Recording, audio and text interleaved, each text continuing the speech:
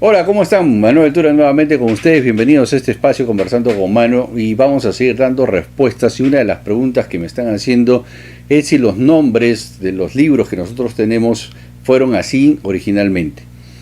Bueno, antes de entrar a ese detalle, lo primero que tenemos que decir es que todos los libros de la Biblia, tanto el Antiguo como el Nuevo Testamento, son datados por paleografía. ¿Qué quiere decir? Que no se datan con carbono 14, porque habría que destruir el documento para poderlo hacer.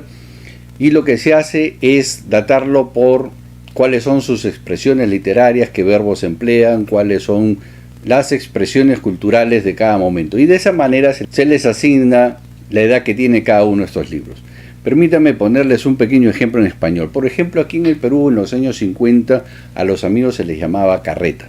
Entonces, si yo encontrara un texto, un documento en el cual diría: mi carreta Juan me ha acompañado en las buenas y en las malas, siempre ha estado a mi lado, y yo valoro mucho que mi carreta Juan haya estado en los tiempos más difíciles que me tocó vivir, entonces ese libro yo tendría que datarlo en los años 50. ¿Por qué? Porque en los años 50 el concepto de carreta como sinónimo de amigo era lo que se emplea actualmente. Eso es exactamente lo que se llama la paleografía.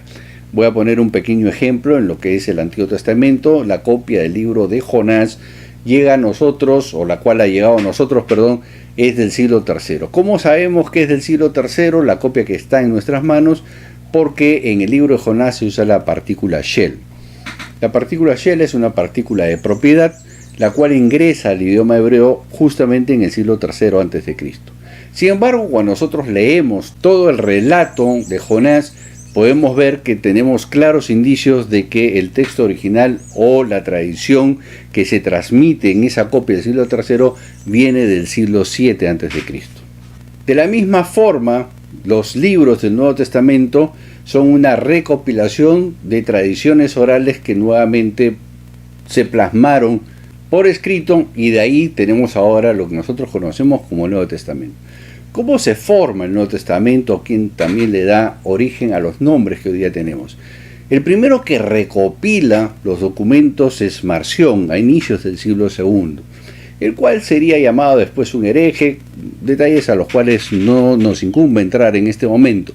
Lo importante es que Marción es el primero que empieza a recopilar los textos escritos que existen hasta ese momento.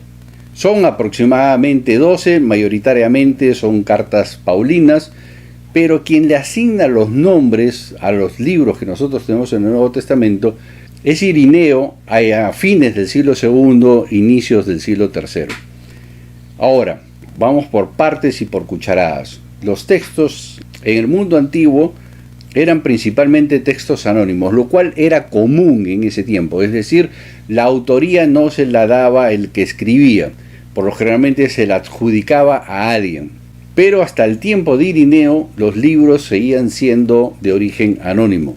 E Irineo, un gran defensor de la fe cristiana, ya que en ese entonces empezaba a meterse mucho el tema del gnosticismo en su época, es quien asigna los nombres que hoy día tenemos en nuestros evangelios, el evangelio de Juan, el evangelio de Mateo, de Lucas, etc. En el tiempo que se le asigna los nombres a los libros del Nuevo Testamento, son solamente a 12, ya que lo que hoy día conocemos como las epístolas universales, Apocalipsis y otros libros más, se irían añadiendo en el tiempo. Es decir, las epístolas de Pedro y las otras que nosotros conocemos como epístolas universales se fueron añadiendo entre el siglo II y el siglo IV. Los últimos libros en los cuales se pusieron de acuerdo los líderes de la iglesia fue el libro de Apocalipsis, alrededor de finales del siglo III, inicios del siglo IV. Recién ya para el siglo IV de nuestra era es que se compilan los 27 libros que hoy día conforman nuestro Nuevo Testamento. Y esa es la historia de cómo llegan los libros, los nombres de los libros a nuestro Nuevo Testamento. El Evangelio de Mateo, el Evangelio de Lucas, el Evangelio de Marcos, etc.